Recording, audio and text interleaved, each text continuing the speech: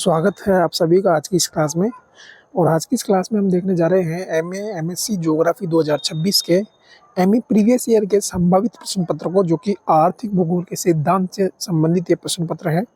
2026 के लिए संभावित प्रश्न पत्र मैंने ये बनाया है और उम्मीद कीजिएगा इस प्रश्न पत्र में से आपको परीक्षा के प्रश्न पत्र में प्रश्न देखने को जरूर मिलेंगे। तो शुरू करते हैं इस प्रश्न पत्र को।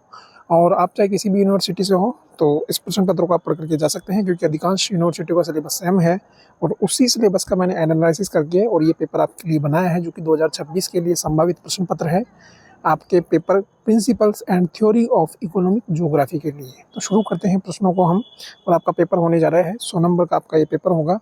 तो शुरू करते हैं। पहला ही प्रश्न मैंने आपको दिया है, इम्पोर्टेंट प्रश्न है भाई, कि विकसित अर्थव्यवस्था, विकसित अथवा विकासशील व खुली व बंद अर्थव्यवस्था में अंतर आपको करना है। कि विकसित और विकासशील अर्थव्यवस्था या खुली या बंद अर्थव्यवस्था क्या है, उसके बारे में आपको डिफरेंस देखना है।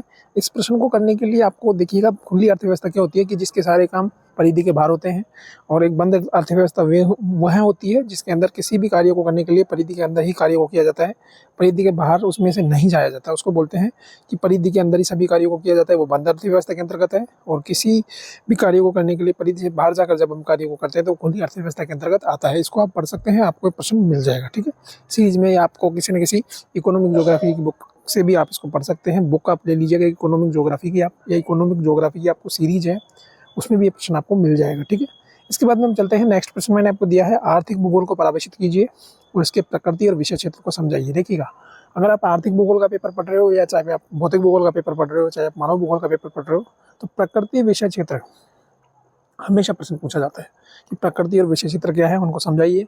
या फिर प्रश्न पूछा जाएगा कि निम्न विद्वानों की परिभाषा देते हुए आर्थिक भूगोल के बारे में बताइए, या इसके उपक्षेत्रों का वर्णन कीजिए या क्षेत्रों का वर्णन कीजिए। यहाँ प्रकृति और विषय क्षेत्र पूछा गया है। ठीक है, उद्देश्य विषय क्षेत्र भी कई बार पूछ लिया जाता है। ये प्रश्न भी आपको इंपॉर्टेंट है, ये बार बार परीक्षा में पूछा जाता है। ठीक है, इसको आप नोट डाउन कर लीजिएगा, जितना स्टार आप लगाना चाहें इसको आप स्टार लगा सकते हैं। ठीक है, नेक्स्ट प्रश्न, प्रश्न नंबर 3 मैंने आपको दिया है, विश्व में की जाने वाली कृषि प्रकारों का आपको वर्णन करना है, जिसमें वाणिज्य, निर्वाहन, बागाती, मिश्रित, जैविक, सहकारी, ये सभी कृषियाँ हैं। इन सभी में से आप किसी सारी को पढ़ करके जाएंगे, कोई ना कोई आपको एग्जाम में देखने को जरूर मिलेगी। ये प्रश्न भी बहुत बार परीक्षा में पूछा गया है। अगर हम जब कृषि विश्व के कृषि प्रदेश पढ़ते हैं तो वहाँ विभिन्न प्रकार की कृषि के प्रकार आते हैं। हम कृषि के प्रकारों में इनको हम पढ़ते हैं। जैविक कृषि क्या होती है, स्थानांतरित कृषि क्या होती है, ठीक है, निर्वाहन कृषि क्या है, व्यापारिक कृषि क्या है, ठीक है, इसके अलावा बागाती कृषि क्या है, सहकारी कृषि क्या है, तो इनको आप पढ़ लीजिएगा। इसके बाद में हम चलते हैं। नेक्स्ट प्रश्न मैंने आपको दिया है, अर्थव्यवस्था को परिभाषित करो। अर्थव्यवस्था क्या है उसको परिभाषित करना है, और अर्थव्यवस्था में एक मॉडल चलता है, सरलीकृत मॉडल, इसको आपको समझाना है। ठीक है, इसके बाद में बहुत ही इंपॉर्टेंट प्रश्न है, 3-4 स्टार आप इसको मार लीजिएगा, क्योंकि इन तीनों में से आपको एक का सिद्धांत की जो व्याख्या है, एक ऑथर के सिद्धांत की जो व्याख्या है, एक विद्वान के सिद्धांत की व्याख्या आपसे जरूर पहुंचेगा। ठीक है, तो इसमें प्रश्न आपको दिया गया है कि औद्योगिक अवस्थिति सिद्धांत की व्याख्या कीजिए। या तो अल्फ्रेड वेबर का आएगा, या लोश का आएगा, या हुमर का आएगा। तीनों में से एक का जरूर आपको परीक्षा में देखने को मिलेगा।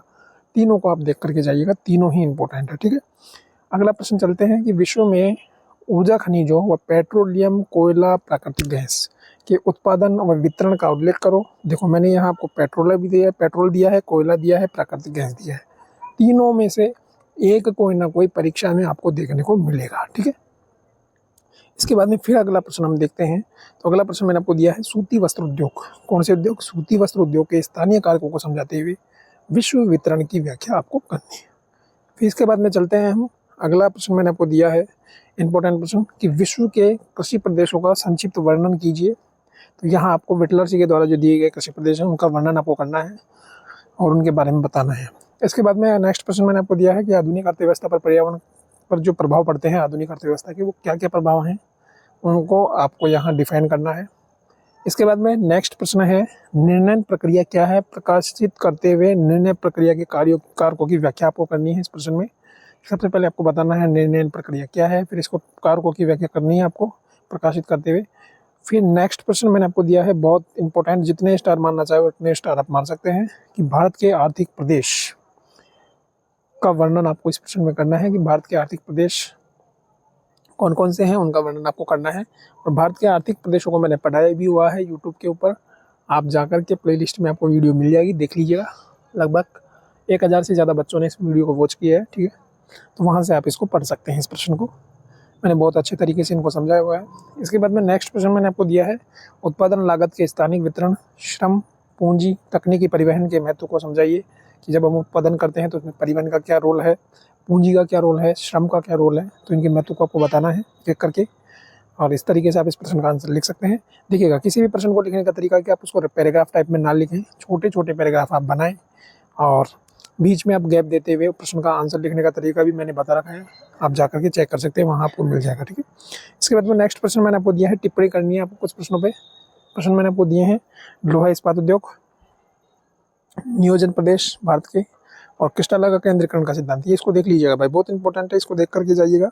और विश्व के कागज उद्योग, इसमें से ये मैं टिक कर देता हूँ, ये तो बहुत ही इंपॉर्टेंट है, इसको देख के जाना है। नियोजन प्रदेश आपको देख के जाने हैं। और लोहा इस्पात और विश्व के कागज लुगदी उद्योग, या फिर अभी मैंने सूती वस्त्र उद्योग बताया था आपको, इनको देख लीजिएगा, ये इंपॉर्टेंट बनते हैं इस साल के लिए। तो ये था आपका प्रश्न पत्र, उम्मीद करता हूँ आपको समझ आया होगा। और इस प्रश्न पत्र में से काफ़ी सारे प्रश्न आपको परीक्षा के पेपर में देखने को मिल जाएंगे, तो ऐसी मेरी उम्मीद है। तो मिलते हैं फिर किसी एक नए वीडियो में, जब तक के लिए मुझे दीजिए इजाज़त। नमस्कार।